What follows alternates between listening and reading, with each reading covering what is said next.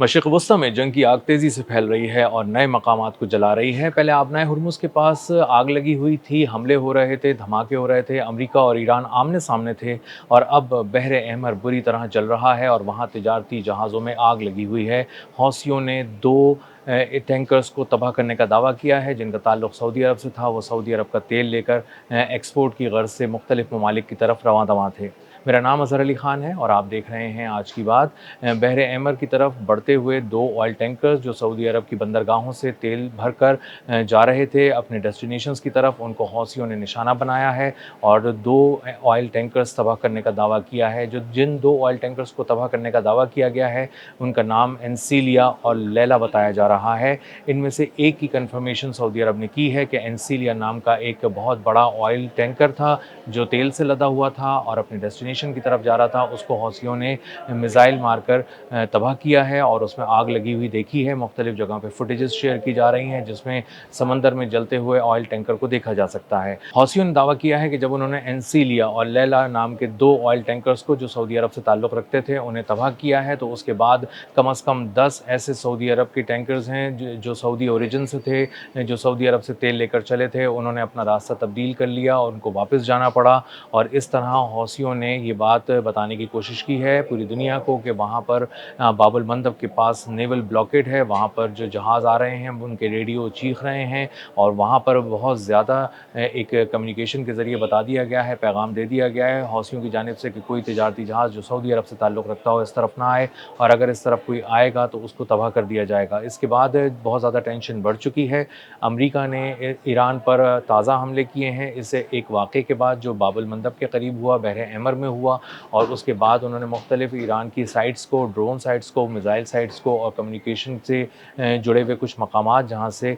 राब्तों का काम किया जाता था आबनाए हुर्मुज़ के लिए, उनको निशाना बनाया। गुज़िश्ता रोज़ भी लार्क जज़ीरे पर अमेरिका ने एक बहुत बड़ा हमला किया था और वहाँ बहुत बड़े पैमाने पर ज़ोरदार धमाके सुने गए थे और उसके बाद उसकी तफसील अभी आना अब भी बाकी है। लेकिन वहाँ पर एक बड़ा हमला किया गया था क्योंकि लार्क जज़ीरा जो है वो इस वक्त आबनाए हुर्मुज़ का एक गेटवे है और वो दाखिली दरवाज़ा है जहाँ से आबनाए हुर्मुज़ में दाखिल हुआ जाता है और यही वो मकाम है जहाँ पे ईरान ने अपनी गिरफ्त बहुत ज़्यादा गैर मामूली तौर पे मजबूत की हुई है और वहीं से पूरे आबनाए हुर्मुज़ की निगरानी की जा रही है। और अगर लार्क जज़ीरे पर किसी तरह से बड़े पैमाने पर तबाही फैलाई जाती है तो उससे कशम जज़ीरे पर हमला करने का रास्ता भी खुल जाएगा क्योंकि वो भी करीब है और वहाँ पर लार्क जज़ीरे के बाद कशम जज़ीरे की बारी आएगी और वहाँ पर मौजूद जो बहुत सी कम्युनिकेशन टावर्स हैं उनको निशाना बनाया जाएगा, रडार्स लगे हुए हैं, एयर डिफेंस सिस्टम्स लगे हुए हैं और इसी तरह मुख्तलिफ ड्रोन्स और मिज़ाइल साइट्स हैं उनको भी निशाना बनाया जाएगा। अमेरिका इस प्लान को पहले भी एग्जीक्यूट कर चुका है और एक बार फिर इस तरह की एग्जीक्यूशन का इरादा रखता है। ईरानी पार्लियामेंट के स्पीकर बाकर कालिबाफ जो चीफ निगोशिएटर भी हैं इस सारे अमेरिका और ईरान की जंग की मुज़ाकरात में, उन्होंने बहुत वाज़े तौर पे दो टोक अल्फाज में पूरी दुनिया को बता दिया है कि ईरान नहीं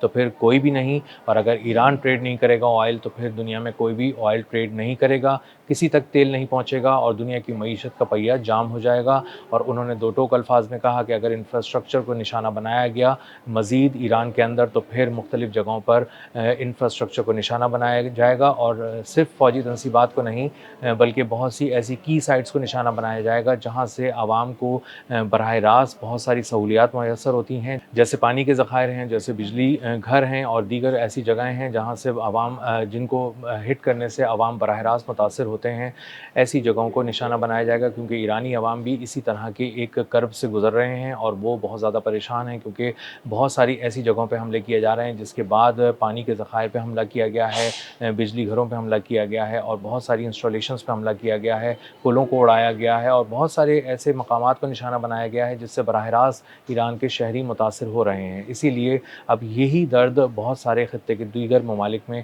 बहुत सारी जगहों पर महसूस किया जाएगा। बहर अहमर में होने वाले इस ताज़ा हमले के बाद जिसमें दो सऊदी ऑयल टैंकर्स को हौसियों ने निशाना बनाने का दावा किया है, इसके बाद इंटरनेशनल ऑयल मार्केट ने इसको बहुत ही नेगेटिवली रिएक्ट किया है और जो ब्रेंट क्रूड ऑयल है वो $95 फ़ी बैरल की सतह तक पहुँच गया है। ये इंतहाई बुलंद सतह है और पिछले 6 हफ्ते की बुलंद तरीन सतह पर है।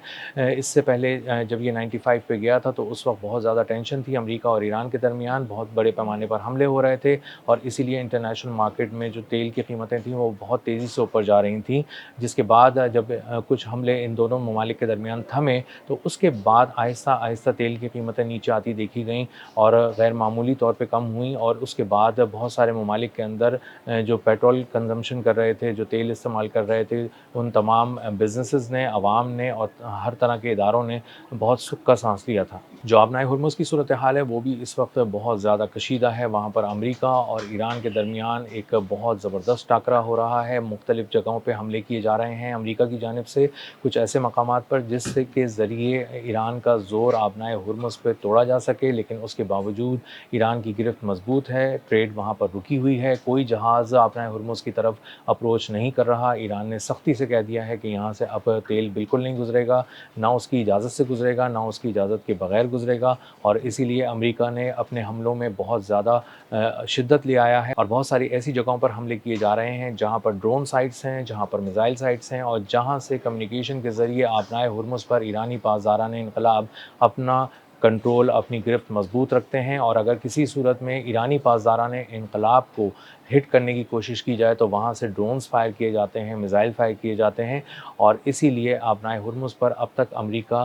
گرفت نہیں توڑ سکا ہے، کیونکہ وہ جس جگہ پر حملہ کرتا ہے اور اس کو تباہ کرنے کا دعویٰ کرتا ہے، اس کے بعد اسی مقام سے کچھ میزائل فائر کیے جاتے ہیں، کچھ ڈرون لانچ کیے جاتے ہیں، اور وہ اپنے ہدف کو کامیابی سے نشانہ بناتے ہیں، اور کامیابی سے نشانہ بنانے کا ایک مطلب یہ بھی ہے کہ جو سیٹلائٹ کی مدد ہے وہ بھی حاصل ہے، ہر طرح کی جو گائیڈنس ہے وہ ایران کو حاصل ہے، اور ایران بہت ہی پریسیجن کے ساتھ حملے کر رہا ہے، مختلف ایئر بیسز پہ بھی حملے کر رہا ہے، اور ساتھ ساتھ آبنائے ہرمز کے قریب اگر کوئی آئل ٹینکر آتا ہے تو اس پہ بھی حملہ کیا جاتا ہے، کسی طرح آمنے سامنے آنے کی کوشش کی جاتی ہے تو ایران منہ توڑ جواب دیتا ہے۔ تو بہت ساری ایسی ایئر بیسز ہیں مشرق وسطیٰ کے اندر جن کو نشانہ بنانے کا ایک مقصد ایران کا یہ بھی ہے کہ وہاں پر ایسے سامان کو تباہ کیا جائے جو نیول بلاکیٹ کے لیے یا نیوی کے استعمال میں آتا ہے، یا نیوی کی نگرانی کے لیے سرویلنس کے کاموں میں آتا ہے، یا نیوی کو کسی طرح سے مضبوط کرتا ہے۔ وہ میزائلز ہو سکتے ہیں، ڈرونز ہو سکتے ہیں، وہ کسی قسم کا اسلحہ ہتھیار ہو سکتے ہیں۔ تو بہت ساری ایئر بیسز کو، خاص طور پہ جارڈن کی ایئر بیس کو، کویت کی ایئر بیس کو اسی لیے نشانہ بنایا گیا ایران کی جانب سے،